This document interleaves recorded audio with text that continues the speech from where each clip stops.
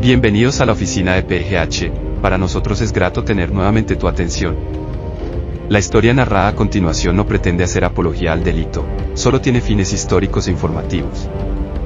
Recuerda que el relato está basado en anécdotas e investigaciones, por ello puede que algunas cosas no hayan sucedido como se cuentan en el video, eres libre de sacar tu propia versión.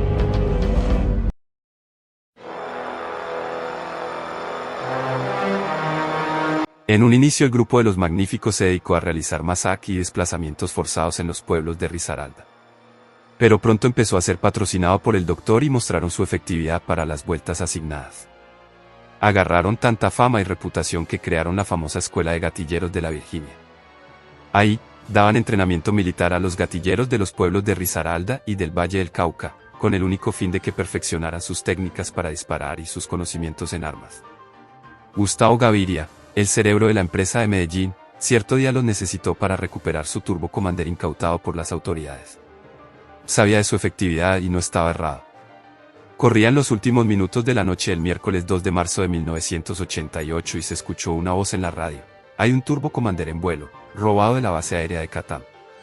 Quien lo ubique en el radar debe dar la orden de obligarlo a aterrizar, alertaba frenético el oficial de guardia de la Fuerza Aérea Colombiana, FAC, a la totalidad de las bases aéreas y torres de control del país. Creemos que se dirige a Panamá, a través del Urabá, añadió. Era un coronel y estaba desesperado. Todos los aeropuertos del país fueron declarados en alerta y también las unidades de entrenamiento y plataformas de despegue de aviones de radar de la Fuerza Aérea de la Nación. En efecto, desde cuando un contacto en El Dorado reconfirmó la información original sobre la interrupción del tráfico aéreo, Gustavo Gaviria dio la orden de actuar. Tras esa instrucción, en la noche del 2 de marzo de 1988, embutidos en trajes azules de capitán y teniente efectivos de la FAC, con el pelo cortado al ras, dos de los pilotos de los Magníficos, irrumpieron en la base aérea de Catam y burlaron los controles que se les interpusieron en el camino. Ambos se abrieron paso a través de las rejas de acceso principal. Esta es una misión de emergencia, secreta, explicó el que vestía de capitán imbuido en su papel de oficial de la FAC veterano de 5.000 horas de vuelo. Mi comandante, confirmó el que vestía como teniente, ordena que volemos de inmediato. Así que largo de aquí. Custodios del principal puerto aéreo del estado, pero principiantes al fin y al cabo, los centinelas de las rejas de acceso principal se limitaron a llevar la mano a la altura de la cabeza, en señal inequívoca de respeto por sus oficiales. Señor, se atrevió a balbucear en voz baja uno de ellos, no hay ninguna orden que permita ese decolaje. Es tú. ¿Quién da las órdenes? Yo. Todo esto ya está coordinado, soldado. Vuelva a su posición. Replicó de inmediato el falso capitán y el asunto virtualmente terminó, aunque solo entre los reclutas. Por la rampa de vuelos internos, los pilotos alcanzaron el puesto de parqueo del Turbo Commander y ocuparon la cabina de mando. Apenas puso en marcha el automático del encendido, el piloto que se hacía pasar por un capitán verificó complacido que el aparato, tal y como se lo había anunciado antes Gustavo de Jesús Gaviria, estaba hasta el tope de gasolina. Habían hecho un buen trabajo. Eran casi las 12 de la noche, el albor de la madrugada, y nunca antes ningún oficial había aparecido con una misión tan insólita, alzar vuelo, a la medianoche, sin orden evidente y previa, con una aeronave confiscada a la empresa de Medellín. Los Magníficos esperaron el tiempo estrictamente necesario. 3 minutos era lo mínimo que este tipo de aviones requerían para calentar motores, y después echaron a rodar el aparato a una velocidad de 40 kilómetros pasando frente a los tanques de gasolina, en la dirección occidente-oriente, pista 1. 2, en la cabecera 12 del Dorado. Era demasiado tarde cuando al percatarse de su error los soldados intentaron atravesar un jeep en la vía y se dio la orden de abrir fuego.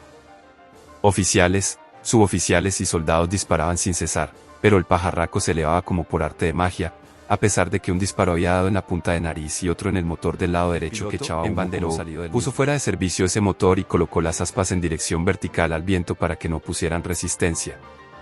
El combustible que escapaba del tanque roto era el origen del humo, pero en estos aparatos era cuestión de poner en servicio al otro tanque y dejar que el averiado se desocupara en vuelo. Sin embargo, la odisea apenas empezaba. Las luces plenas de 6 vehículos iluminaban esa noche del 2 de marzo de 1988. 140 metros de pista. Aunque el Estado colombiano no había otorgado nunca su venia, durante la década de los 80, para la iluminación de aeropuerto privado alguno, los mágicos sabían que a un piloto experimentado le bastaban las luces plenas de 2 carros, uno en cada cabecera, para hacer un aterrizaje perfecto. Entonces, conscientes de la escasa capacidad de supervisión que tenía el Estado, esa noche de marzo, Arete, Pernicia, Rigo, Memín, Metra y otros trabajadores seguían a la letra las instrucciones de Gustavo Gaviria y preparaban un avión gemelo al que los magníficos debían haber hurtado ya de la base aérea de Catam. Cubrían la matrícula original y pintaban una nueva e imprimían en el fuselaje del aparato la bandera de la República de México. Gustavo Gaviria se había dedicado a diseñar una operación clandestina que ridiculizara a diversos gobiernos y, sobre todo, claro está, a las autoridades colombianas, desde cuando fue notificado de la confiscación del Turbo Commander. Su decisión era hurtar el aparato, cargarlo con 1 tonelada de blanca y enviarlo a México. Después, abandonarlo en cualquier sitio de la ruta de regreso y hacer pública la burla al gobierno. El trabajo de Arete, Pernicia, Rigo, Memín, Metra y los demás, consistía en esperar por el Turbo Commander y cargarlo hasta el tope de nieve. Sin embargo, algo había salido mal. Arete lo supo en el instante mismo en que vio descender el Turbo Commander echando humo negro e intentando un aterrizaje de emergencia. Un avión fallando era una ridiculez en aquella pista clandestina donde se encontraban la lechería, tan cercana a Mamarrosa y a Nápoles, y una imbe de los magníficos. Los muy web, se dijeron varios agentes de la empresa al verlos aterrizar, no estarían creyendo en serio que su trabajo había terminado allí.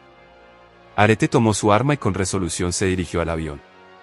El capitán impostor apenas tuvo tiempo de abrir la portezuela cuando vio al Arete apuntándole directo a la frente. Largo de aquí mal. Boten a mí en otro lugar. Mientras se generaba una discusión que parecía no tener fin, el radar de la base militar aérea de Palanquero, en Puerto Salgar, a escasos 20 minutos de Bogotá, en el nororiente del país, ubicó la ruta del Turbo Commander 1000 sobre la población de Mariquita y, en el acto, 2 aviones T-33 y un C-47 artillados alzaron vuelo e iniciaron la cacería. Las tripulaciones de turno aquella noche en la base militar aérea de Palanquero ubicaron el avión robado y casi al filo de la medianoche las bengalas y las ráfagas de las ametralladoras .50 y la ensordecedora marcha de las turbinas de los 2 cazas T-33 y el C-47 de la Fuerza Aérea Colombiana, FAC, se cerraron sobre la pista en que había aterrizado de emergencia el Turbo Commander. Una bala de .50 alcanzó al Arete en el instante mismo en el que, arma en mano, se proponía obligar a los magníficos a intentar de inmediato un nuevo despegue. El proyectil entró por detrás de un hombro y le salió por el pecho. Memín y Rigo lo metieron en un Renault 9 y arrancaron en busca del consultorio de Nápoles. El doctor había hecho instalar allí un consultorio médico atendido por un doctor viejo y condenado a una silla de ruedas, pero a esa hora, casi la 1 de la madrugada, no había un alma en aquel lugar. Al final Arete terminó en la clínica Soma de Medellín, los magníficos a bordo de otro Renault 9 en febril huida y Gustavo Gaviria apareció al radio, ni pa' Dios ni para el di. Quemen esos aviones y desaparezcan. Gracias por llegar al final del relato. No olvides suscribirte al canal y compartir el video. Hasta la próxima.